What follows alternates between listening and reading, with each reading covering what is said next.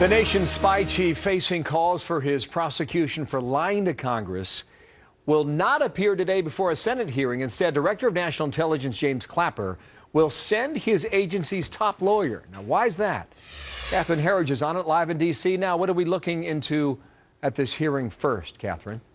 Well, thank you, Bill, and good morning. We are expecting a vigorous defense of these NSA programs before the Senate committee, with the director of the NSA, General Keith Alexander, testifying, along with the top lawyers for the intelligence community, including Robert Litt of the Office of the Director of National Intelligence, as well as James Cole of the Justice Department. And the NSA director has consistently taken the position that these programs are saving lives. In recent years, these programs, together with other intelligence, have protected the U.S. and our allies from terrorist threats across the globe, to include helping prevent the potential terrorist events over 50 times since 9/11.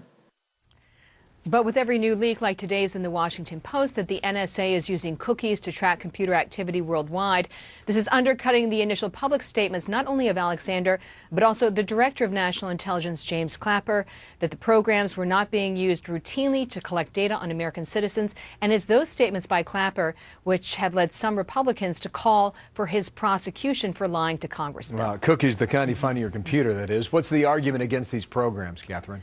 Well, critics take the position that the collection of Americans' phone records is an invasion of privacy, that it's unconstitutional, and most of all, this idea of looking for the needle in a haystack is grossly inefficient.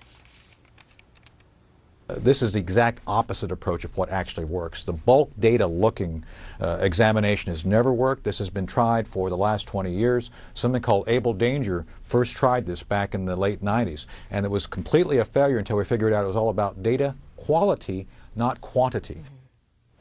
And critics cite the Tsarnaev brothers accused of the Boston Marathon bombings because both men were active on social media and very public on social media about their jihadi beliefs, yet they were not flagged by the NSA programs. Yeah, and why is Clapper not going there? Does this have an explanation? There's been no public explanation. No public explanation. Catherine, thank you. We'll listen for the You're hearing welcome. there. Catherine Herridge in Washington. Martha.